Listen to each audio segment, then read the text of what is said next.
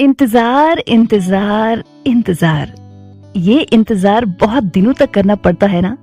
तो चलिए, आपका इंतजार हो गया खत्म, क्योंकि आज है सैटरडे और आज हम जुड़ते हैं आपसे आपके पसंदीदा शो अनोखे मालूमात में, आपके पसंदीदा रेडियो उड़ान पे।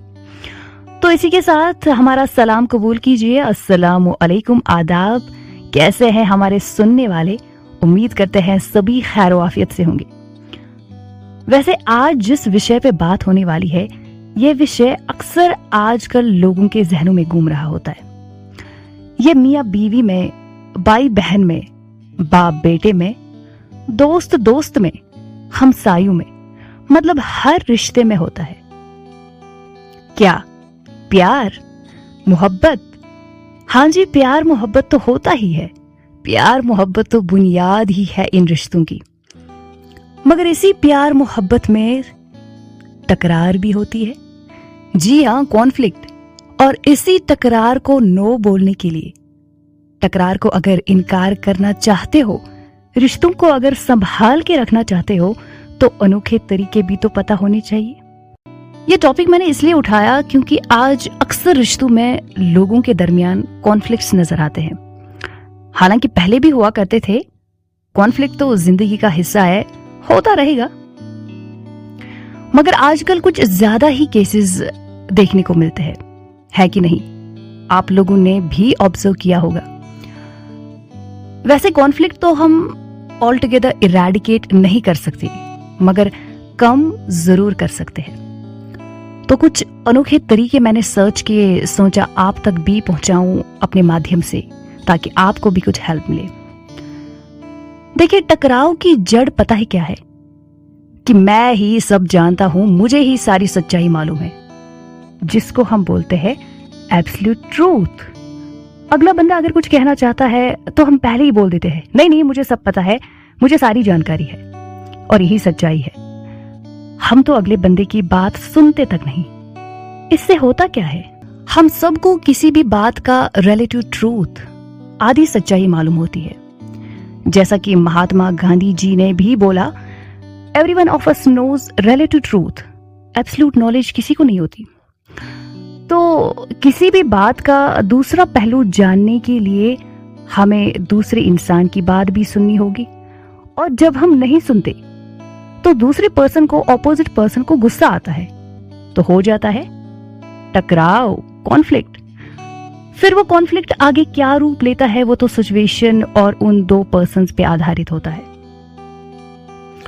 असल वजह तो यही है।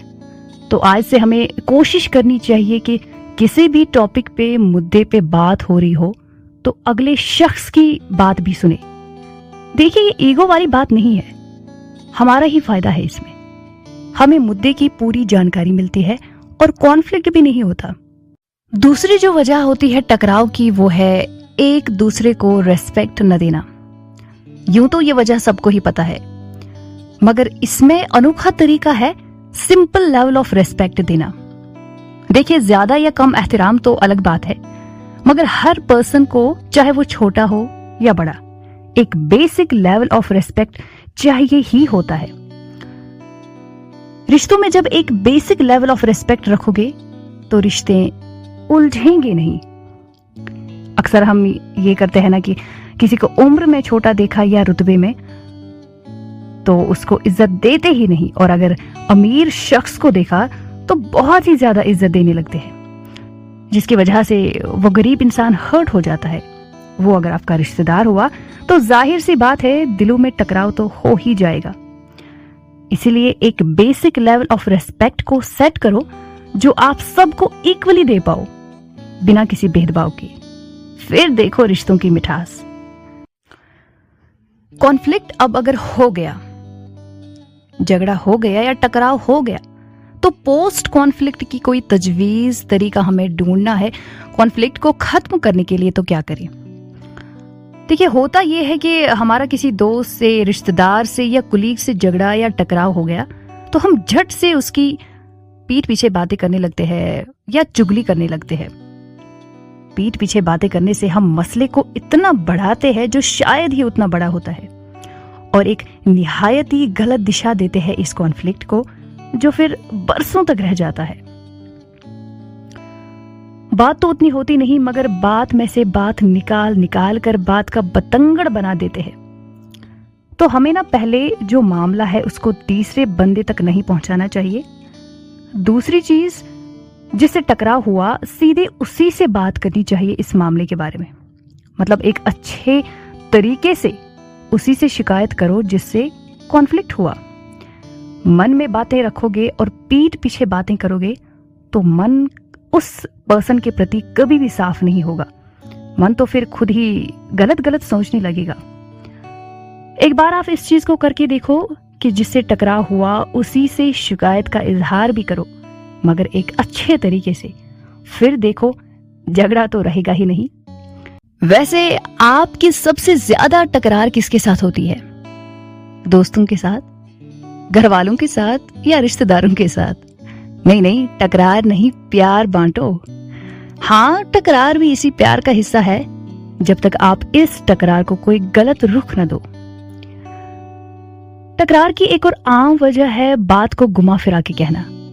कहने का मतलब कुछ और है और कहते कुछ और हो।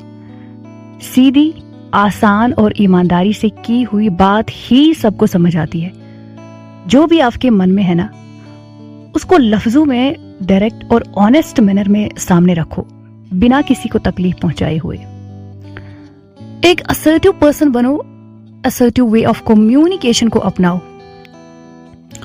देखो, जितना आप अपनी बात को मजबूती से, आसान तरीके से, ऑनेस्ट और डायरेक्ट वे में रखोगे ना, घुमा फिरा के बात नहीं करोगे, उतना ही लोग आपको पसंद करेंगे और आपकी बात सुनेंगे।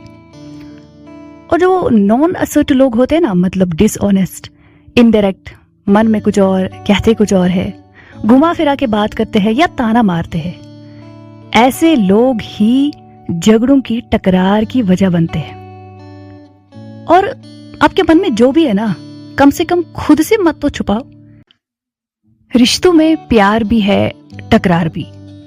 कभी प्यार तो कभी टकरार। दस्तूरे जमाना तो टिका है इसी प्यार और टकरार पे। मगर इस टकरार को नफरत में बदलने से रोकना भी जरूरी है।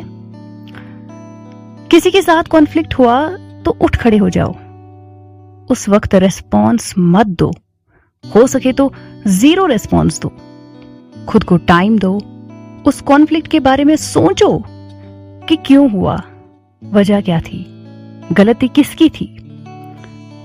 जब आप ठंडे दिमाग से सोचोगे, इन सब सवालों के आसान और सही जवाब मिलेंगे।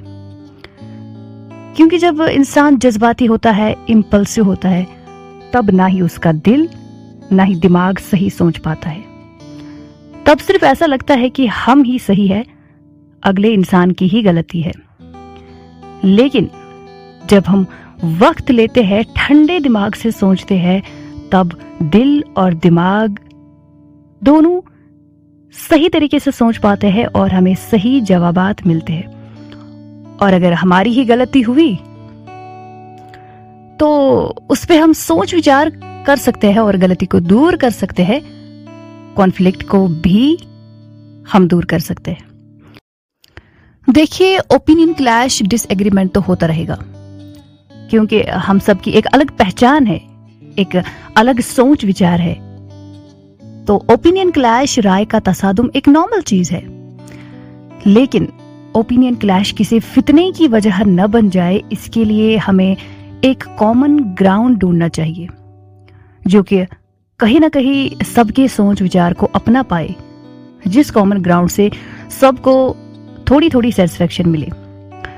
तो जब भी आपको महसूस हो कि ओपिनियन क्लैश हो रहा है, जैसे कि घर में किसी डिसीजन को लेके किसी की एक राय होती है, किसी की दूसरी राय होती है, तो ऐसे में आपको ये करना चाहिए कि ऐसा डिसीजन लो जिसे सब मुत्तफिक हो, एग्री हो, तो फिर कॉन्फ्लिक्ट होगा ही नहीं। ये सब चीजें, ये सब तरीके कहने में तो हम कहते हैं, मगर अमल में, प्रैक्टिस में कभी नहीं लाते। अगर लाते तो आजकल जो तेजी से कॉन्फ्लिक्ट्स बढ़ते जा रहे हैं वो नहीं होता। तो उम्मीद करते हैं आपको ये कॉन्फ्लिक्ट रेजोल्यूशन वेज काफी अच्छे लगे होंगे। तो ले आते हैं आपके लिए कुछ ऐसी ही मजेदार इंफॉर्मेशन नेक्स्ट सैटरडे संडे को अनोखी मालूमात में आपके पसंदीदा रेडियो उड़ान पे। तो जब तक के लिए खुदा हाफिज, गुड बाय।